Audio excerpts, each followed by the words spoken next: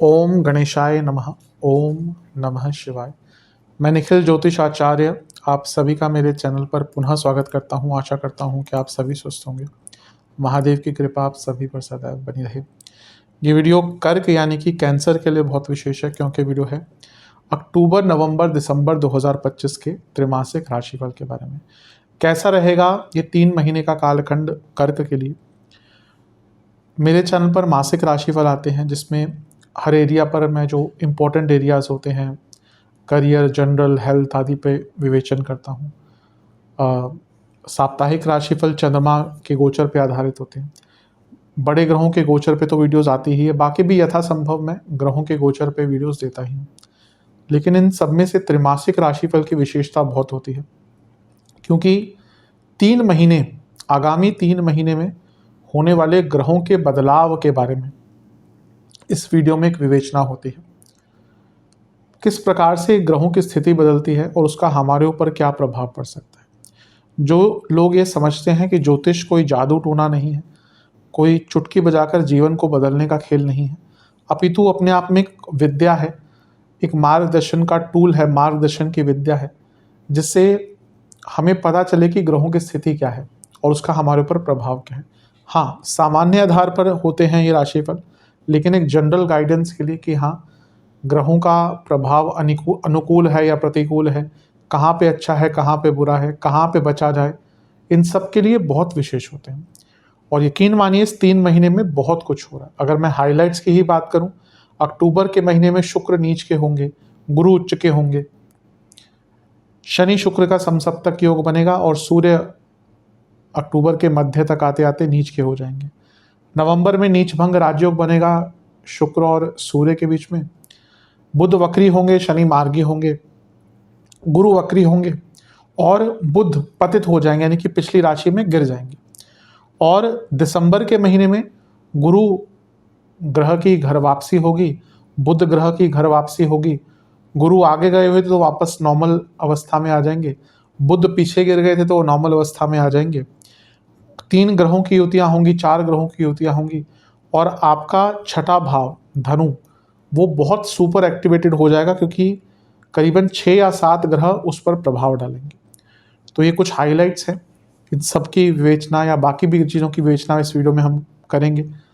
आपकी लग्न राशि या चंद्र राशि यदि कर्क है, दोनों ही गाइडेंस के लिए इस राशिफल को देख सकते हैं। जहाँ से आपको ज़्यादा सूट और लेट करता है वहाँ से इसको ऑब्जर्व कीजिए। व्यक्तिगत तौर पे मेरा मानना है कि लग्न से देखेंगे तो अच्छा। इनकेस नहीं पता है आपको अपनी लग्न राशि, तो आप अपनी चंद्र राशि से भी इसको देख सकते हैं। शुरू करते हैं इस अत्यंत विशेष वीडियो का अक्टूबर के महीने के साथ। शुरू करते हैं हम अक्टूबर के महीने के साथ। अक्टूबर का महीना सबसे पहला बदलाव बुध का होगा। बुध आपके चौथे घर में आकर बैठ जाएंगे 3 अक्टूबर को। 12वें घर के स्वामी हैं, चौथे घर में प्रॉपर्टी के कारक के साथ बैठे हैं। प्रॉपर्टी का भाव है चौथा भाव, 12वां भाव अंत व्यय और चौथे से भी 12वें स्वामी हैं। साफ दिखाता है कि अगर आपकी कोई प्रॉपर्टी है और अपनी प्रॉपर्टी आप बेचना चाहते हैं, सबसे अच्छा टाइम है अपनी प्रॉपर्टी को सेल आउट करने के लिए।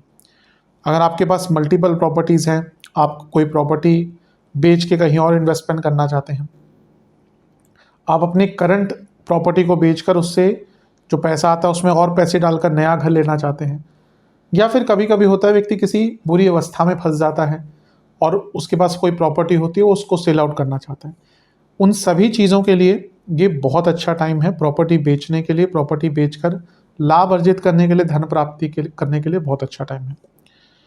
बुध मंगल साथ में है चौथे घर में। चौथा भाव प्रॉपर्टीज़ का है, प्रॉपर्टी का है और मंगल कारक है। बुध पेपर वर्क है, तो अपना कोई लिखा पढ़ी का काम करवाना है प्रॉपर्टी का, उसके लिए भी अच्छा टाइम है। और इसके साथ ही अगर हम देखें तो बुध मंगल की चौथे घर में जो जोड़ी है वो घर के ब्यूटिफिकेशन के लिए भी अच्छा है। घर में अगर आप रेनोवेशन आदि कराना चाहते हैं उसके लिए भी बहुत अच्छा है।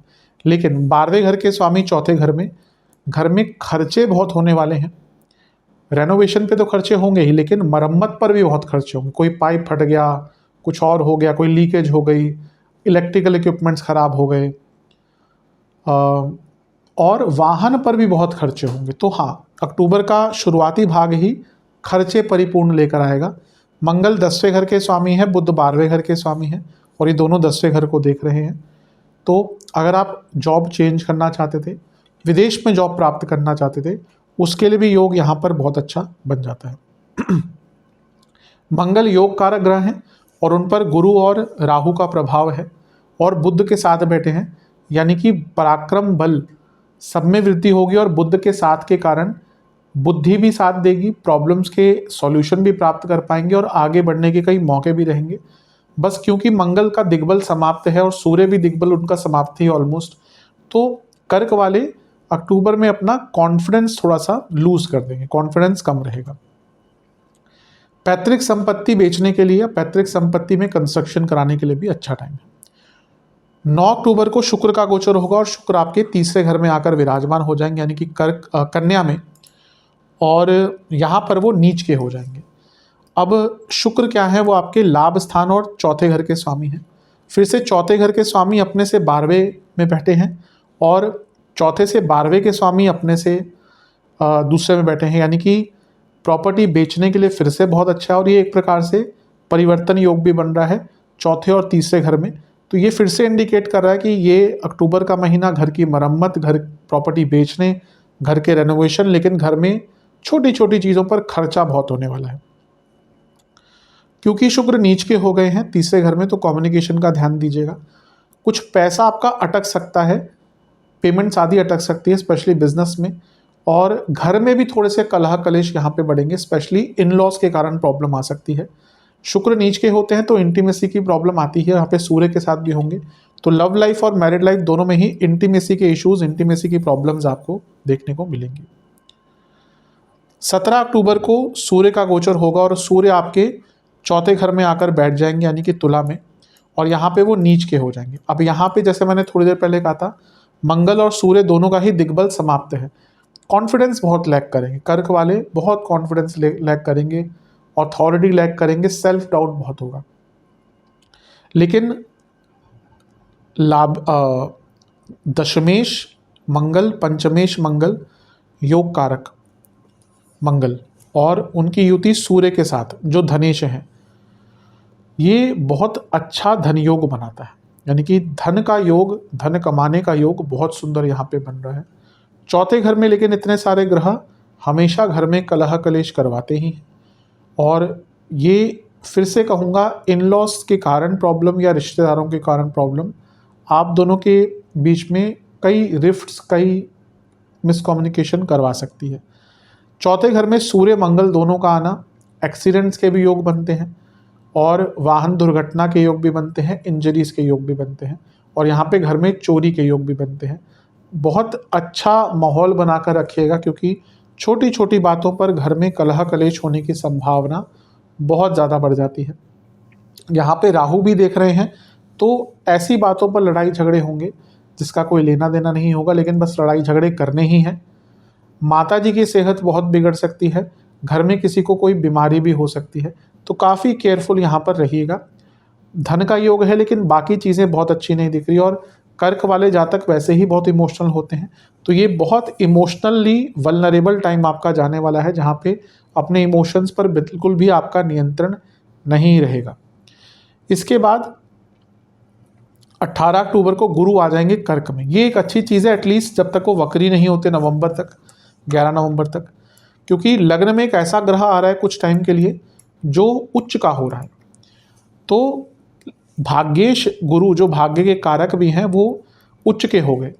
अब जैसा मैं पहले समझा चुका हूँ कि ऐसा नहीं है कि गुरु 7 साल के लिए अतिचारी रहेंगे, कुछ टाइम के लिए, और हर साल अतिचारी होते हैं। इस पर यह है कि क्योंकि वो स्पीड उनकी ज़्यादा है और वो ऐसी डिग्री पे वक्री हुए कि वो कुछ टाइम के लिए आगे गिर गए। हाँ, इसका प्रभाव अवश्य होगा। लग्न में गुरु का आना, भाग्य उदय, बड़े धन की प्राप्ति, पद प्राप्ति, और यहाँ से उनका सप्तम को देखना बिजनेस में लाभ और विवाह के भी योग बना देता है। मैरिड लाइफ में कुछ दिक्कतें चल रही थी, उनके लिए भी अच्छा है, और उनका पंचम पर प्रभाव और लग्न में आना अपने आप में संतान प्राप्ति के भी बहुत अच्छे योग बनाता है। जो लोग कंसीविंग करना चाहते हैं उनके लिए टाइम बहुत अच्छा रहेगा। यहाँ पर जो गुरु है वो छठे घर के स्वामी भी हैं, तो लीगल प्रॉब्लम्स को सॉल्व करने के लिए अच्छा है। लेकिन जैसे मैंने कहा मंगल चौथे घर में, सूर्य चौथे घर में, छठे घर के स्वामी लग्न में, ये वहीक्यूलर एक्सीडेंट्स का योग आपका बना देता है। एक चीज़ का ध्यान दीजिएगा, जब गुरु लग्न में आ रहे हैं, अति उच्च के हो रहे हैं, थोड़ा ईगो भी बढ़ेगा आपका और थोड़ा अहंकार भी बढ़ेगा। तो ये ईगो पे थोड़ा सा कंट्रोल कीजिएगा, क्योंकि इसके कारण कई रिश्ते आपके खराब हो सकते हैं। 24 अक्टूबर को बुध का राशि परिवर्तन होगा फिर से इस महीने में, और वो तीसरे घर में पांचवें घर में आ जाएंगे, यानी कि वृश्चिक में। अब यहाँ पे जो बुध है, इन पर गुरु की दृष्टि भी है, और बुध आपके तीसरे घर के स्वामी है, पंचम में आ रहे हैं, 12वें घर के स्वामी है, पंचम में आ रहे हैं। तो ये जो स्टूडेंट्स विदेश में जाना चाहते थे उनके लिए अच्छा है, और अपने आइडियाज़ को इम्प्लीमेंट करने का बहुत अच्छा टाइम है। और एक काम त्रिकोण का स्वामी एक काम त्रिकोण को देखेगा, उन पर गुरु की दृष्टि है, यानी कि ये बुध के गोचर के साथ कोई इच्छा की पूर्ति भी आपकी हो सकती है, और स्टूडेंट्स के लिए तो ये अति लाभकारी है। तो मेरे हिसाब से बुध का पंचम में आना, क्रिएटिविटी, बुद्धिमता, हर चीज़ पर आपको लाभ देके जाएगा। इसके बाद होगा मंगल का गोचर। आपके लिए तो बहुत ही विशेष होता है हर बार ही, क्योंकि मंगल आपके योग कारक ग्रह हैं। तो मंगल आ जाएंगे आपके पंचम भाव में और स्वराशि के, बहुत अच्छा है। सबसे पहले तो स्टूडेंट्स के लिए अच्छा है, कारक भी यहीं पे हैं, भाव के स्वामी भी यहीं पे हैं, कॉम्पिटिटिव एग्जाम्स के कारक भी यहीं पे हैं। तो जिनका कोई कॉम्पिटिटिव एग्जाम्स है उनके लिए बहुत अच्छा है। 10वें के स्वामी अपने से अष्टम में चले गए और 12वें घर के स्वामी के साथ बैठ गए, यानी कि जॉब चेंज का सुनहरा मौका। और पंचम में मंगल बुध का आना, यानी कि जैसा मैंने अभी थोड़ी देर पहले कहा, बुध के गोचर पे भी आपकी जो प्लानिंग है आप उसको इम्प्लीमेंट कर पाएंगे। ये मंगल लाभ स्थान को भी देखेंगे, जो योग कारक है, रुका हुआ पैसा, रुका हुआ लाभ प्राप्त होगा। ये मंगल 12वें घर को भी देखेंगे, जो बड़े बदलावों की तरफ इशारा करता है, और ये मंगल अष्टम को भी देखेंगे। अब 11वें और 12वें पर उनकी दृष्टि तो बहुत अच्छी है, लेकिन अष्टम में जहाँ राहु है और मंगल का प्रभाव, ये बहुत अच्छा नहीं है। फिर से कहूँगा, अक्टूबर में कर्क वालों को इंजरीज के योग बहुत हैं, एक्सीडेंट्स के योग बहुत हैं।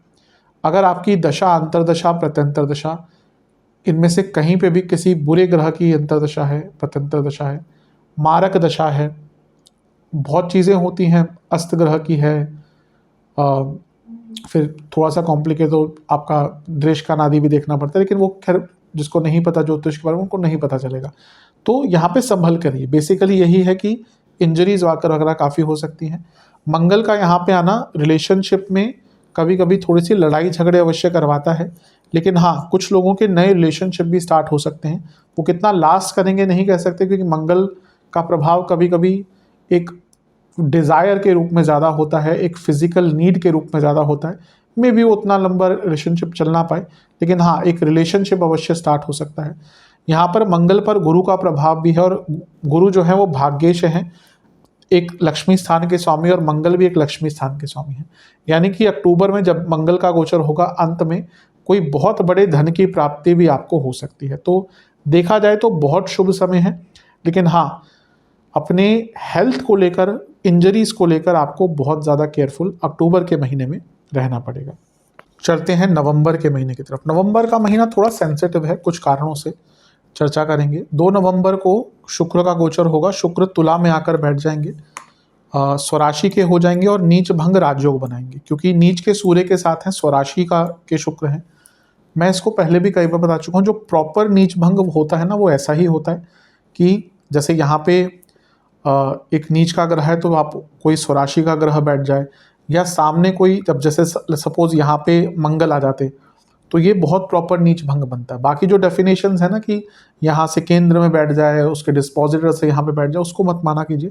सबसे प्रॉपर नीच भंग इसी प्रकार से बनता है कि साथ में कोई स्वग्रही या उच्च का ग्रह बैठ जाए, या सामने कोई स्वग्रही या उच्च ग्रह आ जाए, उसको प्रॉपर नीच भंग कहते हैं। तो यहाँ पे नीच भंग बन रहा है, ये काफ़ी अच्छा है कुछ चीज़ों के लिए, क्योंकि शुक्र खुद चौथे घर के स्वामी है और सूर्य दूसरे घर के स्वामी है, धन स्थान। ये प्रॉपर्टी से लाभ दिखाता है, प्रॉपर्टी का लाभ दिखाता है। लेट्स से कि आपकी कोई प्रॉपर्टी बहुत टाइम से किराए पे नहीं चढ़ रही थी, तो यहाँ पे अपनी प्रॉपर्टी को किराए पे चढ़ाने के लिए बहुत अच्छा ही आपका टाइम है। और इसके साथ ही यहाँ पे अगर हम चर्चा करें तो सूर्य धन स्थान के स्वामी हैं, तो आप अगर किसी प्रॉपर्टी में बहुत टाइम से इन्वेस्ट करना चाह रहे थे, क्योंकि नीच भंग हो गया, दूसरा भाव इन्वेस्टमेंट्स का होता है, चौथा भाव प्रॉपर्टी का, चौथे घर के स्वामी के साथ बैठे हैं। कभी कभी होता है व्यक्ति के पास पैसा है लेकिन कोई प्रॉपर्टी नहीं मिल रही, तो यहाँ पे अपनी प्रॉपर्टी में इन्वेस्टमेंट करने के लिए भी बहुत शुभ टाइम है। तो इसका लाभ उठाइए अवश्य, काफ़ी अच्छा एक इफेक्ट इसका देखने को मिलेगा। सूर्य शुक्र की जोड़ी चौथे घर में नीच भंग बनाते हुए जब 10वें घर को देखेंगे तो कार्य क्षेत्र में भी कुछ बड़े बदलाव। शुक्र लाभेश हैं, सूर्य धनेश हैं, तो कार्य क्षेत्र में धन का लाभ, एक्स्ट्रा पैसा, इन सब का योग यहाँ पर अपने आप बन ही जाता है, तो ये भी आपके लिए ठीक है। और चौथे घर में क्योंकि सूर्य शुक्र हैं तो घर में लग्जरीज आदि भी आ सकती है, थोड़ी बहुत पदोन्नति, मैं प्रमोशंस का नहीं बोलूँगा लेकिन थोड़ी बहुत रिकॉग्निशन, या लेट्स से कि आपके रोल्स थोड़े से बढ़ा दिए जाएं, may be not on papers, लेकिन कभी कभी क्या होता है कि हाँ वर्बली आपको बोल दिया जाए कि चलो भैया आपका काम अच्छा है, आपको हम ये एक्स्ट्रा काम दे रहे हैं, जब आगे अप्रेजल का टाइम आएगा तो देखेंगे। तो वो सारी चीज़ें भी है। बस ये है कि चौथे घर में सूर्य नीच के हैं तो, और शुक्र भी आ गया। अब ये दोनों जब चौथे घर में है तो फैमिली में जो पॉलिटिक्स होती है ना, हर जगह पे पॉलिटिक्स होती है, फैमिली में भी वो होती है, वो भी बढ़ेगी, इन लॉज की प्रॉब्लम बढ़ेगी और ऑफिस पॉलिटिक्स भी बढ़ेगी, क्योंकि शुक्र का 10वें घर पर प्रभाव आ गया। 10 नवंबर से प्रॉब्लम स्टार्ट हो जाएंगे। मैंने शुरू में कहा था थोड़ा सेंसिटिव टाइम है, क्योंकि बुध वक्री हो जाएंगे 10 नवंबर को। बुध 12वें घर के स्वामी और तीसरे घर के स्वामी छठे घर में योग कारक के साथ वक्री हो गए। काम अटकना शुरू होंगे क्योंकि योग कारक ग्रह पर प्रभाव आ गया। उल्टे सीधे डिसीजन लेना शुरू करेंगे, मन पर मस्तिष्क पर कंट्रोल नहीं रहेगा, ख्यालों पर कंट्रोल नहीं रहेगा, उल्टी सीधी सोच रहेगी मन में, इसका बहुत नेगेटिव इम्पैक्ट होगा। यहाँ क्योंकि जैसे मैं कहा योग कारक ग्रह के साथ है 10वें से अष्टम में, जॉब में प्रॉब्लम्स आ सकती हैं, कुछ लोगों की जॉब भी जा सकती है। लेकिन अगले दिन गुरु भी वक्री हो जाएंगे। यहाँ मैंने कहा 10 नवंबर से शुरू होगा, लेकिन जब 11 को गुरु भी वक्री हो जाएंगे तो 3 ग्रहों का प्रभाव आपके धर्म त्रिकोण पर या 1, 5, 9 पे आ जाएगा। कैसे? गुरु वक्री हो गए 11 को, बुध 10 को, शनि ऑलरेडी वक्री है 1, 5, 9, यानी कि कई काम अटकना शुरू हो जाएंगे, पैसे भी रुक सकते हैं, कुछ लोगों की जॉब जाने का योग यहाँ पर बन जाता है। और अपने भावों पर, मन पर, मस्तिष्क पर, ख्यालों पर, विचारों पर बिल्कुल कंट्रोल नहीं रहेगा। जैसा मैं कई बार समझाता हूँ, कर्क वाले बहुत इमोशनल होते हैं लेकिन बहुत ईजिली इन्फ्लुएंस भी होते हैं। आप इनको बिठाकर 2-3 बार ये कुछ रीज़न दे दो या कुछ लॉजिकल चीज़ें बता दो, लॉजिकल ना भी हो, थोड़ी इमोशनली इनको थोड़ा सा वो बता दो, तो इनका मन उसी साइड हो जाता है। तो यहाँ पे ना बिल्कुल इमोशंस पर कंट्रोल नहीं रहेंगे, आप गलत लोगों के इन्फ्लुएंस में आएंगे। लग्न में एक वक्री ग्रह है जो छठे घर का स्वामी है, तो ये क्या इंडिकेट करता है? Health problems. तो ये जो टाइम है ना 10 नवंबर से लेकर 28 नवंबर तक बहुत सेंसिटिव रहेगा, बहुत गलत निर्णय यहाँ पे लेंगे अपने जीवन को लेकर और फिर पछताएंगे। तो मैं तो यही कहूँगा यहाँ पे कोई बड़े निर्णय मत लीजिएगा। लव लाइफ में प्रॉब्लम्स आएंगी, मैरिड लाइफ में प्रॉब्लम्स आएंगी, वक्री ग्रह सप्तम को देख रहा है, सप्तमेश वक्री है, पूरे जीवन में बहुत अस्त व्यस्त सब कुछ हो जाएगा, बल्कि जीवन का बिल्कुल नियंत्रण आपके हाथ से निकल जाएगा। लव लाइफ में जैसे मैं कहा कुछ लोगों के ब्रेकअप भी हो सकते हैं और स्पेकुलेटिव मार्केट्स में भी नुकसान हो सकता है। तो ये टाइम बहुत केयरफुल रहने का है। 16 नवंबर को सूर्य का गोचर होगा और सूर्य आपके पंचम भाव में आ जाएंगे। ठीक है, सूर्य आपके मित्र ग्रह हैं, कर्क के लिए धन स्थान के स्वामी हैं, लक्ष्मी स्थान में लाभेश के योग कारक के साथ आ रहे हैं, तो पैसा वैसा तो आना शुरू हो जाएगा। और पंचम में सूर्य का आना थोड़ा सा व्यक्ति के अंदर ना कॉन्फिडेंस भी लाता है कि हाँ चलो जो प्रॉब्लम्स आई है उसको हम फेस कर पाएंगे। धन का लाभ होगा, लेकिन हाँ ऐसा नहीं कि चीज़ें सारी बदल जाएंगी, थोड़ा सा प्रॉब्लम जो है वो कम होंगी, क्योंकि एक वक्री ग्रह सीधा अपनी 5वीं दृष्टि से देख रहा है। मैं आपको यही रेकमेंड करूँगा कर्क वालों को कि अपने जीवन के बड़े निर्णय जो बड़े स्तर पर हों उनको नवंबर के इस पीरियड में मत लीजिएगा, क्योंकि बहुत गड़बड़ होगी। अब मंगल सूर्य साथ में बैठ गए और वक्री ग्रह का प्रभाव है, बहुत गुस्सा, बहुत गुस्सा। कर्क वालों वैसे तो कूल हेडेड होते हैं, लेकिन जब गुस्सा आता है तो बड़े उल्टे सीधे काम करते हैं। लेकिन ना वो एक होता है कि भैया व्यक्ति का व्यक्तित्व ही गुस्से वाला है, मेष हो गए, वृश्चिक हो गए, धनु हो गए, तो उनको जब गुस्सा आता है ना, तो क्योंकि नेचर है वो उसको कंट्रोल्ड वे में भी हैंडल कर सकते हैं कभी कभी। कर्क वालों को जब गुस्सा आता है तो हमेशा उल्टी सीधे काम ही करते हैं, कुछ ऐसी चीज़ें बोल देंगे जो नहीं बोलनी चाहिए और फिर बाद में पछताते हैं। तो इस पर काफ़ी ज़्यादा ध्यान देने की आवश्यकता है आपको। 23 नवंबर को, हाँ, यहाँ पे थोड़ा सा और केयरफुल रहने का, क्योंकि 23 नवंबर को क्या होगा ना, बुध पतित हो जाएंगे, पिछली राशि में गिर जाएंगे, तो यहाँ से प्रॉब्लम्स बढ़ेंगी। शुक्र चौथे घर में है ऑलरेडी, और एक पतित ग्रह का आना यहाँ पे एक्सीडेंट्स का योग बनाता है, घर में बहुत कलह कलेश करवाता है, फालतू के खर्चे घर में, ये खरीद लिया वो खरीद लिया, और फिर कुछ लॉसेस भी यहाँ पे हो सकता है। और फिर से वक्री ग्रह का और पतित ग्रह का प्रभाव 10वें घर में, तो ये जॉब जाने का इंडिकेशन भी करता है। तो ये पतित बुध जो हो गए, पिछली राशि में जो गिर गए, ये भी अच्छा नहीं है। बहुत इमोशनली वल्नरेबल टाइम रहेगा, कुछ दुख भी पहुँचेंगे, अपनों से दुख पहुँचेंगे, जिनको अपना समझते हैं उनके चेहरे सामने आएंगे। होता है कई बार कि हम जीवन भर कुछ लोगों को अपना समझते हैं और फिर उनके चेहरे सामने आ जाते हैं और हमें लगता है कि हम तो बेवकूफ़ थे, हम तो जिसको अपना समझ रहे थे वो हमारा लाभ उठा रहा था। हर व्यक्ति के जीवन में ऐसा कभी ना कभी होता ही होगा। वो अपनों से हो सकता है, भाई बहनों से हो सकता है, दोस्तों से हो सकता है, रिश्तेदारों से हो सकता है, गर्लफ्रेंड बॉयफ्रेंड में हो सकता है, पति पत्नी में हो सकता है। सत्यता तो यही है कि जीवन में कोई आपका नहीं है, बहुत सत्य चीज़ है। हर रिश्ता कंडीशनल है। अब वो कितना कंडीशनल है, क्या वो आपका फ़ायदा उठा रहे हैं या ठीक है थोड़ा कंडीशनल है, हर रिश्ता कंडीशनल होता है। पर किसी का फ़ायदा अगर उठता है ना, या हमारा जब कोई फ़ायदा उठाता है तो हमें बहुत अंदर से ठेस पहुंचती है। तो ये वही टाइम है जब आंतरिक रूप से ठेस पहुंचेगी, परिवार में कलह कलेश, इमोशनल डिस्टर्बेंस बहुत ज़्यादा स्टार्ट हो जाएगी। तो जैसे मैंने कहा, नवंबर का टाइम बहुत अच्छा नहीं है। 26 नवंबर को शुक्र का गोचर होगा, वो वृश्चिक में आकर बैठ जाएंगे। ठीक है, लाभेश हैं, पंचम में आ रहे हैं, धन प्राप्ति चलती रहेगी। यहाँ से वो लाभ स्थान को देखेंगे, पैसा आएगा। शुक्र मंगल के साथ आ गए, विवाह का योग भी बनता ही है अपने आप में, क्योंकि अगर देखें तो काल पुरुष की कुंडली में मंगल पहले भाव के स्वामी हैं, शुक्र सप्तम के स्वामी। इन दोनों की जोड़ी जब होती है गोचर में, विवाह का योग बन ही जाता है। लेकिन अभी भी मैं ये कहूँगा कि एक इम्पल्सिवनेस बनी रहेगी और फालतू के खर्चे बने रहेंगे। रिलेशनशिप में और मैरिड लाइफ में जो प्रॉब्लम्स आ रही थी, थोड़ी सी कमी यहाँ से 26 नवंबर से आ सकती है। इन पे वक्री गुरु की दृष्टि भी है, तो मैं यही कहूँगा कि इम्पल्सिवनेस बहुत ज़्यादा रहेगी, उससे बच के रहेगा। 28 नवंबर को शनि मार्गी हो जाएंगे, थोड़ी सी जो ये अस्त व्यस्त चीज़ें चल रही हैं वो कम होना शुरू होंगी, और 29 नवंबर को बुध मार्गी हो जाएंगे। तो महीने के अंत से सुधार होगा, लेकिन हाँ, ये महीना 10 नवंबर ऑनवर्ड्स आप देखेंगे कर्क वालों के लिए काफ़ी ज़्यादा सेंसिटिव रहने वाला है। चलते हैं दिसंबर के महीने की तरफ। दिसंबर के महीने में सबसे पहला बदलाव गुरु का ही होगा। गुरु वापस चले जाएंगे 12वें घर में, जहाँ पे उनको होना चाहिए था, और यहाँ पे वो वक्री भी होंगे। वक्री तो मार्च तक है, 2026 तक, और यहाँ पे वो विपरीत राजयोग भी बना लेते हैं, बहुत अच्छा है। नवंबर का महीना भले ही आपके लिए बहुत अच्छा ना हो, लेकिन 12वें घर में एक ग्रह जो वक्री भी है और विपरीत राजयोग भी बना रहा है, ये जीवन को बदल कर रखने वाला है। एक प्रकार से ऐसी अपॉर्चुनिटीज़ आएंगी जो अब तक नहीं आ रही थी, चेंजेस लाने का मौका मिलेगा, प्रॉब्लम्स के सॉल्यूशन मिलेंगे। हाँ, थोड़े अलग से मिल सकते हैं, विपरीत राजयोग है ना, लेकिन सबसे बड़ी बात है ट्रांसफॉर्मेशन के लिए, प्रॉब्लम से लड़ने के लिए, बदलाव लाने के लिए, प्रॉब्लम से निकलने के लिए बहुत अच्छा है।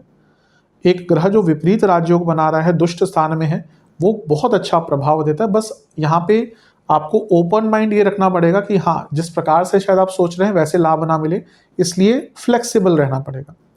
लेकिन एक वक्री ग्रह जब चौथे घर को देखेगा तो मन स्थिति थोड़ी खराब रहेगी ही, घर में कलह कलेश थोड़े रहेंगे, खर्चे बढ़ेंगे, इस पर थोड़ा सा कंट्रोल करना है। वक्री ग्रह विपरीत राजयोग बनाता हुआ ग्रह 12वें घर में राहु से दृष्ट, विदेश से बहुत लाभ, विदेश संबंधित चीज़ों से बहुत लाभ आपको प्राप्त हो सकता है। गुप्त धन, और सबसे बड़ी बात, बड़े बदलावों का महीना है, बड़े बदलावों का, जो ऐसे बदलाव आप ला ही नहीं पा रहे थे जीवन में, वो बदलाव ला पाएंगे। 6 दिसंबर को बुध भी राशि बदलेंगे, वो भी पंचम में आ जाएंगे जहाँ पे उनको होना चाहिए था। तो नवंबर के अंत में ग्रह मार्गी हुए जो वक्री चल रहे थे, स्थिति अब थोड़ी बेटर हो रही है। पंचम में इतने सारे ग्रह लक्ष्मी स्थान है, नवम से नवम, तो भाग्य का भी एक कारक भाव होता है। तो भाग्य साथ देगा, बुद्धिमत्ता साथ देगी, आइडियाज आएंगे, चीज़ों को ठीक करने का मौका मिलेगा। इतने सारे ग्रह लाभ स्थान को देख रहे हैं, तो एसेट्स, लाभ, धन की प्राप्ति, करियर, बिजनेस में लाभ, सब कुछ ही दिसंबर के महीने में मिलने वाला। तो दिसंबर का महीना तो आपके लिए बहुत अच्छा है। एकदम क्रिएटिविटी, ऐसे आइडियाज जिनसे अब तक वंचित था। कभी कभी हम सोचते हैं कि हम कुछ नया करें, लेकिन मन में आइडिया ही नहीं आता, तो वो सारे जो आइडियाज हैं वो आना शुरू होंगे। हाँ, पंचम घर पर इतने सारे ग्रह ओवर थिंकिंग भी लाते हैं और लव लाइफ में थोड़ी डिस्टर्बेंस ला सकते हैं, तो इस पर थोड़ा सा ध्यान दीजिएगा। अदरवाइज धन प्राप्ति के लिए, क्रिएटिविटी के लिए, स्टूडेंट्स के लिए बहुत अच्छा है। 10वें से अष्टम में 4 ग्रह, अगर आप जॉब चेंज करना चाहते हैं उनके लिए भी योग बहुत अच्छे बन जाते हैं। 7 दिसंबर को मंगल का गोचर होगा। मंगल योग कारक ग्रह है और छठे घर के मंगल तो और भी विशेष हो जाते हैं। तो कुछ बड़े डिसीजन लेने का टाइम है, कुछ बड़े बदलाव लाने का टाइम है, अपने दुश्मनों का पे हावी रहने का टाइम है, उनके अंत का टाइम है, लीगल बैटल्स में जीतने का समय है। मंगल छठे घर में और भी स्ट्रांग हो जाते हैं और योग कारक ग्रह का स्ट्रांग होना जीवन को गति प्रदान करता है। कार्य क्षेत्र में अच्छा काम कर पाएंगे, अपनी कंपनी के लिए, अपने एम्प्लॉय के लिए अच्छे साबित हो पाएंगे। पंचम के स्वामी छठे घर में, बौद्धिक क्षमता रहेगी, विश्वास रहेगा, स्टूडेंट्स के लिए बहुत अच्छा है। मंगल यहाँ से नवम को देखेंगे, ये बॉसेस से थोड़े मतभेद करवा सकता है, लेकिन थोड़ा सा अगर आप डिप्लोमेटिक रहे तो लाभ भी उठा सकते हैं। अपने फादर की सेहत का ध्यान दीजिएगा, बॉसेस से बनाकर रखिएगा। मंगल का 12वें घर पर प्रभाव जहाँ पे गुरु हैं, योग कारक ग्रह भाग्येश को देखेंगे, यानी कि भाग्य, बड़े बदलावों का मौका, विदेश से लाभ और अटका हुआ पैसा, अटकी हुई अपॉर्चुनिटी सब देगा। और मंगल का लग्न पर प्रभाव, योग कारक ग्रह का लग्न पर प्रभाव कई कार्य बनवाएगा, नए रास्ते दिखवाएगा। लेकिन 12वें घर पर और लग्न पर मंगल का प्रभाव है, और ये जो मंगल हैं ये वक्री गुरु से दृष्ट हैं और वक्री शनि से, शनि वक्री नहीं है, वक्री गुरु हैं और शनि से दृष्ट हैं। तो ये इंडिकेट करता है थोड़े हेल्थ इश्यूज, और फिर से बार बार आ रहा है कि ना अक्टूबर से दिसंबर में छोटी मोटी इंजरीज, सर्जरीज, एक्सीडेंट्स हो सकते हैं। अब ये इंटेंसिटी डिपेंड करेगी कि आपकी कुंडली कितनी स्ट्रांग है और इस समय दशांतशा कैसी है। लेकिन हाँ, कर्क के लिए बार बार ये दिख रहा है कि इंजरीज के योग आपके लिए पूरे 3 महीनों में बने हुए हैं, तो बहुत अटेंटिव रहिएगा। थोड़ी उग्रता स्वभाव में रहेगी, उस पर भी ध्यान दीजिएगा। 16 केतु का प्रभाव भी है छठे घर पर, तो ये भी ना स्किल एनहेंसमेंट के लिए बहुत अच्छा है, स्पेशली कार्य क्षेत्र में कुछ नया सीखने के लिए। बिजी रहेंगे लेकिन अच्छा काम कर पाएंगे। 16 दिसंबर को सूर्य का गोचर होगा, वो भी छठे घर में आएंगे। धन स्थान के स्वामी छठे घर में, रुका हुआ पैसा, अर्थ त्रिकोण में, कार्य क्षेत्र में आगे बढ़ने का मौका। कुछ लोगों के लिए साल का अंतिम भाग प्रमोशन लेकर आ सकता है, नए रोल्स लेकर आ सकता है, और ये दुश्मनों पर हावी, लीगल केसेस में विजय और अपने ऊपर विश्वास बहुत दिखाता है। 20 दिसंबर को शुक्र भी छठे घर में आ जाएंगे। हाँ, शुक्र की अवस्था छठे घर में बहुत अच्छी नहीं होती, मैं बहुत बार इस चीज़ को बताता हूँ, लेकिन अकेले नहीं है। और छठा भाव ऐसा भाव है इस टाइम पे जो बहुत प्रभावित है 6 ग्रहों से। 1 2 3 3 ग्रह बैठे हैं, गुरु, केतु, शनि, 6 ग्रहों का प्रभाव छठे घर पे। मैं इस चीज़ को पहले भी बहुत बार बता चुका हूँ, छठा भाव एक ऐसा भाव है जो सेल्फ गिविंग राजयोग होता है। ये नाड़ी ज्योतिष का बहुत एक बड़ा नियम है। मेरे एक गुरु थे जो नाड़ी ज्योतिष जिनसे मैंने सीखी है, तो वो उसमें छठे भाव को बहुत इंपॉर्टेंस देते हैं। क्यों, मैं बता चुका हूँ इसको कई बार, कई लोग इसको कॉपी भी करते हैं, कि वो कर्म भाव से भाग्य स्थान है, भाग्य स्थान से कर्म स्थान है, और कर्म भाव से भाग्य स्थान है। तो बहुत विशेष भाव है यहाँ पे। इतना एक्टिवेशन ना, यानी कि प्रोडक्टिविटी, क्रिएटिविटी, अपने दुश्मनों को तो खत्म करना ही, अपने आंतरिक शत्रुओं को, आलस्य, क्रोध, लोभ, मोह, माया, इन पर कंट्रोल करने की अवस्था, determination, skill enhancement, self discipline, सब चीज़ें बहुत अच्छी रहेंगी। और करियर में तो बहुत आगे बढ़ने का टाइम है। नवंबर का महीना नहीं अच्छा, लेकिन ये टाइम बहुत अच्छा है। दिसंबर का आपके लिए बहुत अच्छा है, लेकिन किंतु परंतु छठे घर में इतने सारे ग्रह, खर्चे बढ़ते ही हैं, इंजरीज सेहत के लिए अच्छा नहीं होता, फ्रस्ट्रेशन बहुत रहेगी, तो अपने फ्रस्ट्रेशन पर कंट्रोल करना है। लेकिन सप्तम से 12वें में इतने सारे ग्रहों का आना, और सप्तम से 12वां घर इतना एक्टिवेट हो जाना ना, मैरिड लाइफ के लिए अच्छा नहीं होता। कुछ लोगों के सडन प्रॉब्लम्स, कुछ लोग सडन डाइवोर्स की तरफ बढ़ेंगे और आपके पति या पत्नी की सेहत बहुत बिगड़ सकती है यहाँ पर दिसंबर के महीने में। तो दिसंबर का महीना थोड़ा कष्टकारी कुछ एरियाज में तो रहेगा, लेकिन बाकी एरियाज में बहुत अच्छा है। स्टूडेंट्स के लिए बहुत अच्छा है, करियर के लिए बहुत अच्छा है। बिजनेस में भी खर्चे बहुत होंगे, लेकिन बिजनेस में इन्वेस्टमेंट्स मिल सकती है। अगर आप अपनी इक्विटी देकर नया कोई पार्टनर आना चाहते हैं, इन्वेस्टमेंट चाहते हैं, क्योंकि सप्तम से 12वां है ना, loss of business, but through investment वो पैसा भी आता है। कोई भी अगर आपके बिजनेस में इन्वेस्ट कर रहा है, भाई माता पिता घर वालों की बात अलग है, अदरवाइज कौन पैसा देता है? कुछ ना कुछ तो लेगा ही वो आपसे, या तो भाई इंटरेस्ट पे देगा, वो भी ये यहीं से दिखता है, और अगर इक्विटी आपके लेते हैं तो वो भी यहीं से दिखता है। तो बिजनेस के लिए भी ठीक है, हाँ खर्चे थोड़े बढ़ेंगे, लेकिन हाँ सेहत, इंजरीज, मैरिड लाइफ और पार्टनर की सेहत, ये ऐसी चीज़ें हैं जिन पर बहुत नियंत्रण रखना है, बहुत ध्यान देना है। और फ्रस्ट्रेशन, मतलब कि इतनी भयंकर फ्रस्ट्रेशन रहेगी ना कि बने बनाए काम अपने बिगाड़ देंगे। तो दिसंबर का महीना अगर देखा जाए आपके लिए काफ़ी अच्छा है, इन सब चीज़ों का ध्यान दीजिएगा। उपाय की बात कर लेते हैं। आपको महादेव के सामने बैठकर 2 घी के, 2 सरसों के तेल के, 2 तिल के तेल के दिए अर्पण करने हैं। चंद्र देवता का एक मंत्र है ओम सोमाय नमः, उसका 108 बार जाप करना है। महादेव का एक मंत्र है ओम विश्वेश्वराय नमः, इसका 108 बार जाप करना है।